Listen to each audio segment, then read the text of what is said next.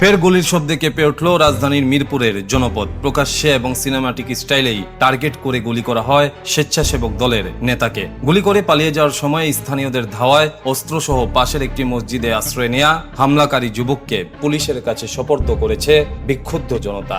আমার কিছু বন্ধু বান্ধব এর অফিসে বা মোবাইল টিপটা ছিল, এরা মনে করছে যে প্রথমে গুলি করছে মনে হয়, আর মনে হচ্ছে টায়ার বাস্ট হয়েছে।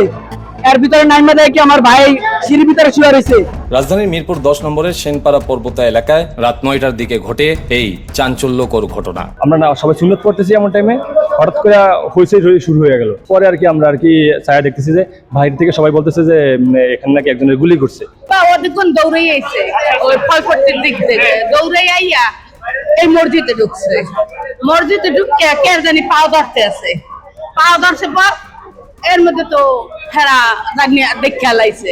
নিজ বাসার সামনে দাঁড়িয়ে থাকা অবস্থায় মিরপুর থানা স্বেচ্ছাসেবক দলের যুগ্ম আহ্বায়ক সাইফুল ইসলাম সিজুকে লক্ষ্য করে এলো পাতারি গুলি চালায় 3 থেকে 4 জন দুর্বৃত্ত। তাদের ভাষ্য, হামলার পর স্থানীয়দের ধাওয়া খেয়ে পালানোর সময় পাশের একটি মসজিদে আশ্রয় নেয় অস্ত্রধারী যুবক। এরপর সেই মসজিদটি ঘিরে ফেলে স্থানীয় জনতা।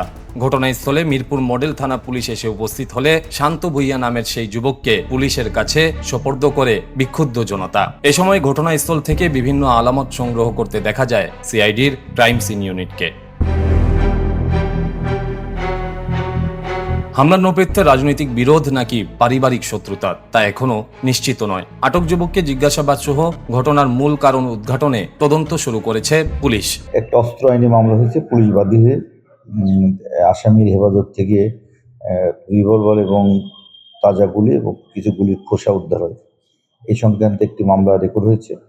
এই মামলায় আসামি শান্ত 4 দিনে পুলিশ রিমান্ডে বিজ্ঞ আদালতের নির্দেশে এখন অবস্থান করছে থানাতে।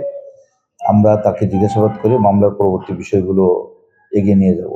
এর সাথে জড়িত কে কারা জড়িত আছে এবং এর ইন্ধনে কে আছে, এই বিষয়গুলো আমরা আশা করি খুব সহজে সব ক্লিয়ার হয়ে যাব।